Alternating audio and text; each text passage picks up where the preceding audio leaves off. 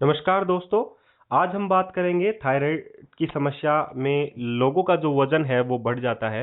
तो उस समस्या से हम लोग निजात कैसे पा सकते हैं? एक्चुअल में थायराइड जो हार्मोन होता है, सॉरी थायरॉक्सिन जो हार्मोन होता है वो थायराइड ग्रंथि की वजह से स्रावित होता है।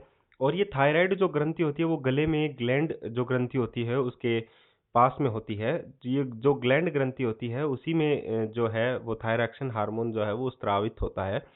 तो मैं ये कहूँगा कि आप लोगों का वज़न कैसे बढ़ता है, उसका कारण क्या है? थायराइड जो हार्मोन है, सॉरी थायरॉक्सिन जो हार्मोन है, वो आप लोगों के वज़न को कैसे कंट्रोल करता है? क्या करता है जिससे आप लोगों का वज़न बढ़ने लग जाता है?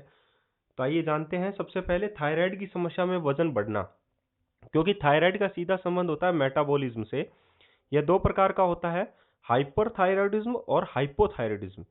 हाइपरथायरॉयडिज्म का मतलब ये होता है कि एक दूसरे के दोनों विपरीत हैं। पहले मैं ये बता दूं आप लोगों को, हाइपरथायरॉयडिज्म में वजन कम होता है क्योंकि और हाइपोथायरॉयडिज्म में वजन बढ़ता है। हाइपोथायरॉयडिज्म में मेटाबॉलिज्म के पचाने की जो क्षमता है वो कम हो जाती है। मतलब मेटाबॉलिज्म पे कंट्रोल कर लेता है और उसको ब्लॉक करने की कोशिश करता है ताकि आप लोगों का भोजन जो है वो पचना मुश्किल हो जाए। धीरे धीरे पचाना मेटाबॉलिज्म स्टार्ट करता है तो उसमें समस्या आने लग जाती है जिससे आप लोग मोटापे के शिकार बन जाते हैं।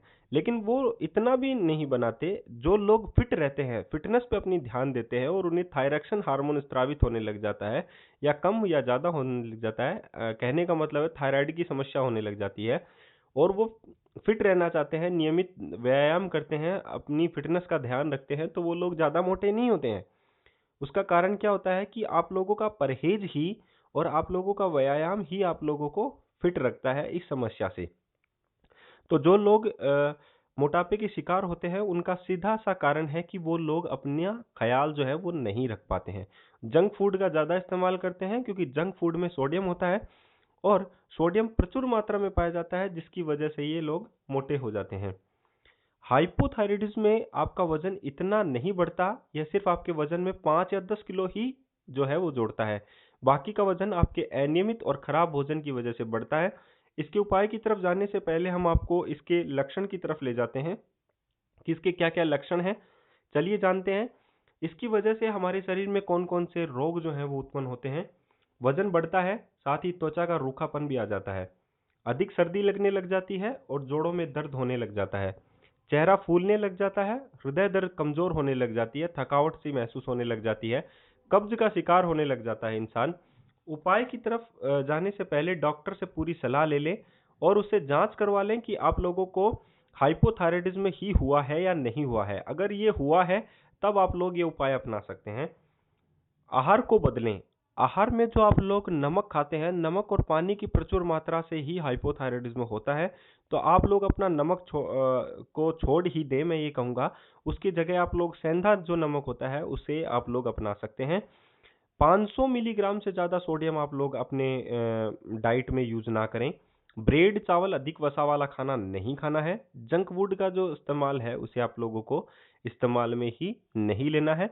तो आप लोगों का जो डाइट प्लान है वो थोड़ा बदलिए ताकि आप लोग हाइपोथायरायडिज्म के शिकार और बढ़ ना पाएँ और आप लोग मोटापे के शिकार ना हो पाएँ।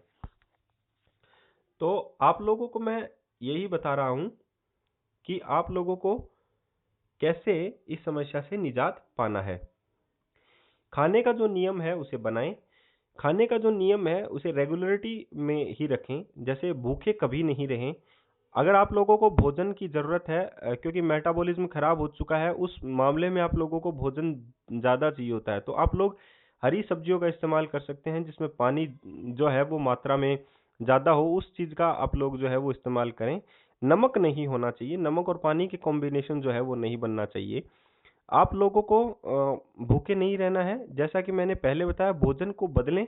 रोटी की सिर्फ जो है वो गेहूं की ही आटे की बनी हो इस्तेमाल में लें। कम खाएं लेकिन संतुलित ही आप लोग खाएं। पोटेशियम युक्त आहार खाएं। सोडियम को अगर आप लोगों को चेंज करना है, उसका अपोजिट आप लोग पोटेशियम ले सकते हैं।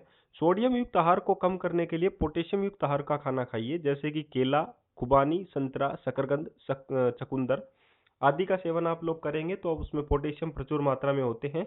केला खाइए आप लोग, वो ज़्यादा फायदेमंद होता है आप लोगों के लिए। प्रोटीन युक्त आहार है जरूरी। जो लीन प्रोटीन जिसमें होता है वो आप लोग खा सकते हैं, जैसे सोया उत्पाद जो होते हैं वो जो होता है उसमें लीन प्रोटीन पाया जाता है, तो उसमें प्रचुर मात्रा में प्रोटीन होता है। तो आप लोग सुबह सुबह जो है बादाम का भी सेवन कर सकते हैं, जूसेस का भी सेवन कर सकते हैं, जो मैं आप लोगों को अभी बताऊंगा। पानी खूब पिएं, थायराइड की समस्या कम होने लग जाएगी। व्यायाम का नियमित जो पालन है उसे आप लोगों को करना ही है, क्योंकि व्यायाम अगर आप लोग नहीं करोगे तो आप लोगों के मेटाबॉलिज्म जो आप लोगों का खराब हो चुका है थायराइड की वजह से, वो भोजन को पचा नहीं पाएगा। अगर आप लोग उसे मजबूर करते हैं कि थोड़ा भोजन पचाए, थोड़ा भोजन और पचाए, तो आप लोगों को उसके लिए व्यायाम करना ही जरूरी होगा। आप लोगों को फिट रखना जो है, आप लोगों को मैं ये कहूंगा कि आप लोगों के मेटाबॉलिज्म को स्ट्रॉन्ग करता है। तो सप्ताह में 5 बार तो आप लोगों को व्यायाम करना जरूरी ही है। इसके लिए आप लोग कपालभाति यूज कर सकते हैं, प्राणायाम है जो कि उज्जैनी प्राणायाम भी यूज कर सकते हैं। इसके लिए आप लोग आसन भी यूज कर सकते हैं, जिसमें विपरीत करणी आसन है, मत्स्यासन, हलासन है, उष्ट्रासन है और धनुरासन है।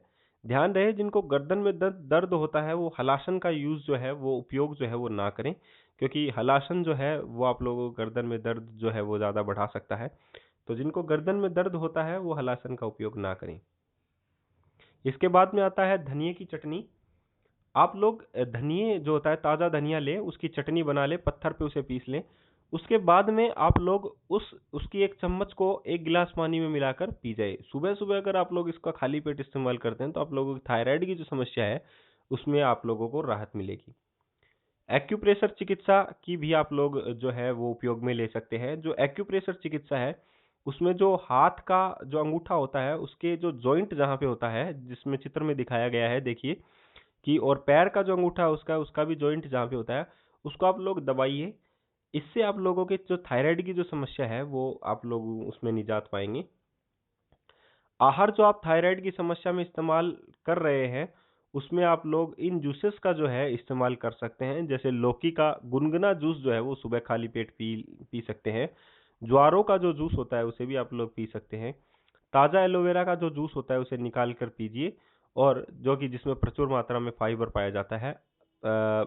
बादाम अखरोट जो है वो सुबह आप लोग इस्तेमाल में ले सकते हैं। तो हेल्दी भोजन खाइए, संतुलित भोजन खाइए, और